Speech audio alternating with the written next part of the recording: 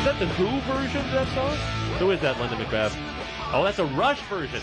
Every band in history has done that song, but it's fantastic. We are back with Alise Mills, government relations consultant, pundit, BC Liberal. Alise, you're in studio. I am in studio at the flesh, PNE. at the PNE. Isn't it nice down here? You know what? I just want to give a shout out to the PNE staff. Okay. Made my day today, made my family's day. They're pretty cool. They have been amazing.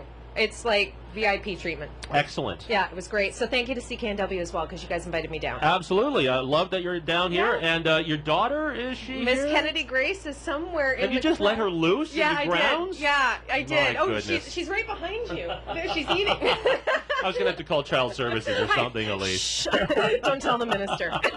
How are you? You look great. Great. It's so nice to see you in person. I love being here and not being in the bowels of the legislature. It's great to see the sunshine. And I always feel a little sad, though, at this time of the year because it's Labor Day. Summer holidays are coming to an end.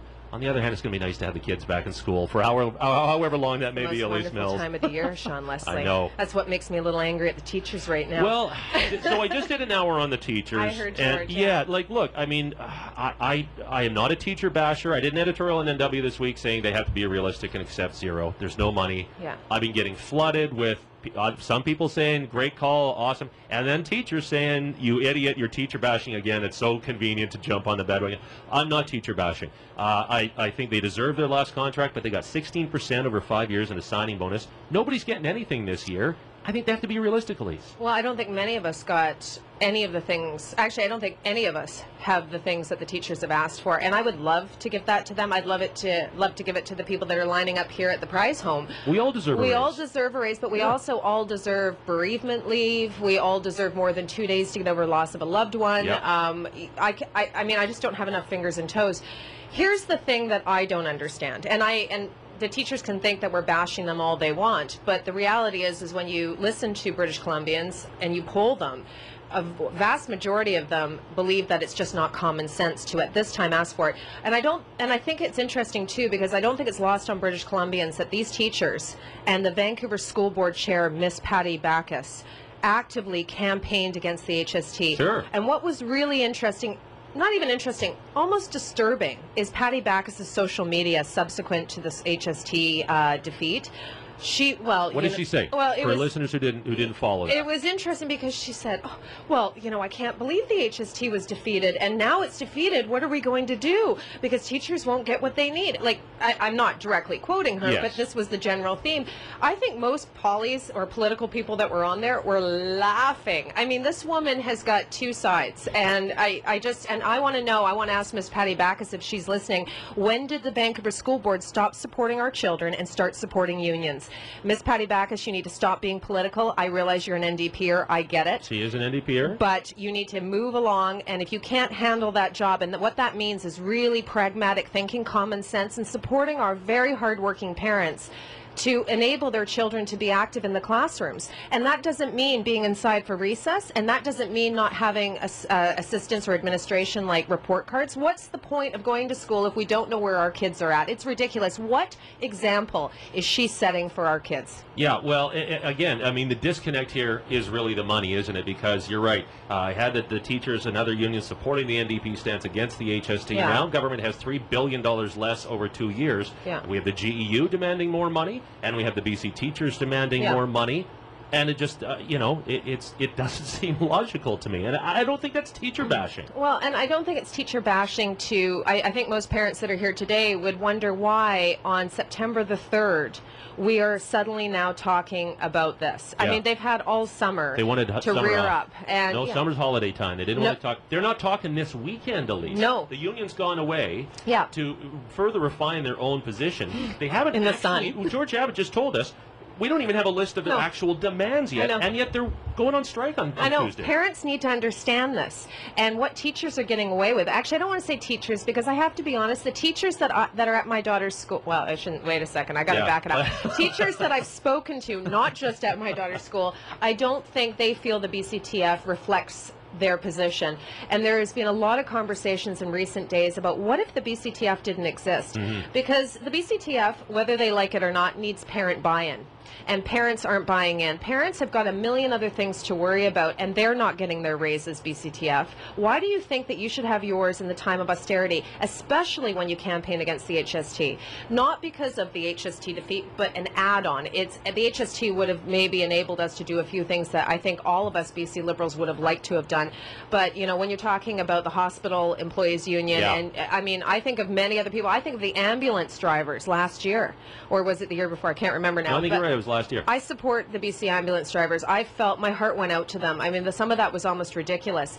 And then the teachers decide to pull this like 3 days before school. No, I'm not having it. And you know what? You're not making a case for the public school system. When you interfere with children's education in order to talk money and labor negotiations, that's the disconnect. And I don't think anyone our kids should be in that position. I do sense there's a difference, and you referred to it in the public mood this time. I think 5 years ago, most British Columbians were solidly on the teachers' side. They were, yeah. I don't think that's the case this time around. Even I was quite empathetic to where the teachers were. I think it was, what, 2005, 2006? Yeah, they walked off in 2005. That's when they had the illegal strike. Jenny Sims was president. They stayed out for about a week, were ordered back, got fined because they didn't immediately go back. Then the next year in 2006, Vince Reddy came in. He hammered out that 5-year deal with the 16%.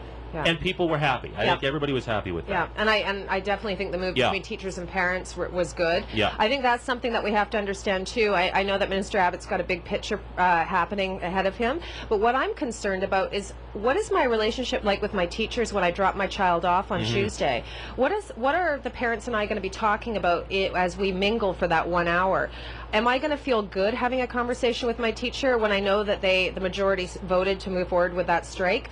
I don't know if I have a lot of trust right now. The relationship, I think, between most parents and teachers is quite broken, and it's because of the timing, the tone, and the complete misunderstanding of what we're dealing with financially here in this province. And anything that BCTF is saying is not actually true. We don't have a pile of money sitting in a cupboard somewhere, and I think that when you get a minister like George Abbott, who is absolutely fantastic, well liked both sides of the house, and he can't figure out what's going on, we got a problem. Where do you think this is going to go then? I mean, listen, I don't think the union's going to stay on their 2-week bereavement leave for anybody we've ever met. I think they'll come off some of those more outre demands, but they obviously want more money, and the government doesn't have it. Is there any avoiding a full-scale walkout at some point? You know what was very interesting to me? I was on Twitter the other night, and an NDP consultant actually said to me that they had timed their strike around an impending provincial election, and that the whole thing was about politics. I think they've painted themselves into a corner. I think the BCTF knows they're wrong. Their demands, you know, apart from the sort of stuff that only most of us could dream of, I would dream of a 2-week bereavement holiday, but, you know, getting down to the 000, I think most of us understand that some increase has to happen at one time or another. Now is not the time.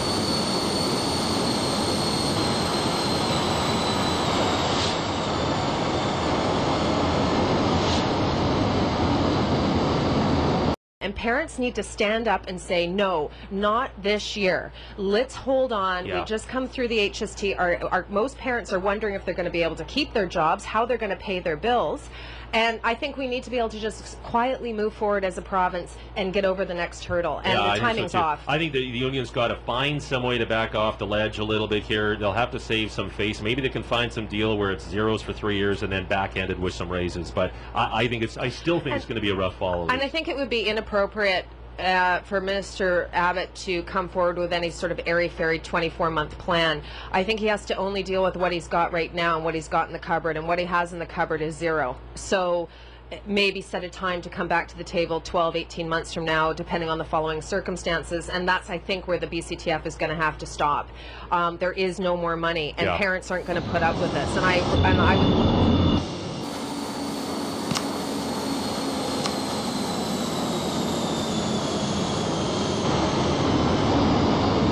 love to see parents as when it was quite funny. I was thinking about the time when I was a child growing up on the west side of Vancouver, and our parents actually started teaching. That's how ticked off they were at the VSB. And you know what my mother said this morning? Why don't you guys take control of the admin and give these kids recess. Now oh, really? And I might do that. And if other parents want to join me, because we don't know what's going to happen with recesses in a lot of these schools. They need to get outside. You know, Yeah. these are kids that can't even play tag anymore. Yeah. We're so politically correct. They're bundles of energy. I think that, you know, nervousness and that wiggle bum that they have in their classrooms is probably because they're not allowed to let loose. Yeah. I'm a parent that's willing to offer my time. I'm happy to do it. I think millions of other parents would do the same. And we need to stand up. Would you be allowed? That's the big question. You know though, what? right? My Like, mother gave me some hints of how they did it, and I'm Yeah. happy to do it. And it's not a push against the teachers that have been so kind and loving and fantastic to my family. My child has some special needs, and definitely not as severe in comparison to other children, but we've needed help as a family, and they've been fantastic. I don't think their actions really reflect the actions of the BCTF. So I'm going to stand in support of my teachers who can't really speak for themselves individually, and I will come in and help recess if that's what we get to. And I will teach a class as I did last spring. So.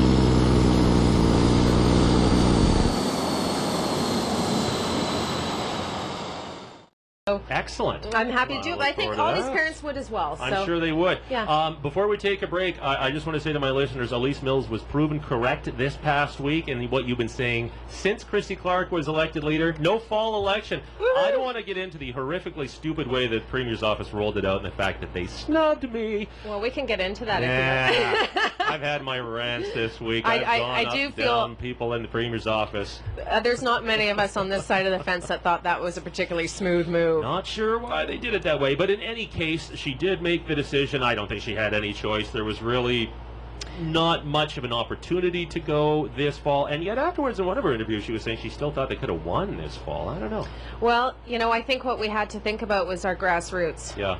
And not just grassroots. I think the public, the British Columbians have voter fatigue. And we also have to think about our municipal elections. Like we've talked about in the show, the Yeah. frontline politics is so important. Look what's happening with the Vancouver School Board. We have, as parents, we have to stand up and say, you know what, I'm going to support another candidate. This is crazy.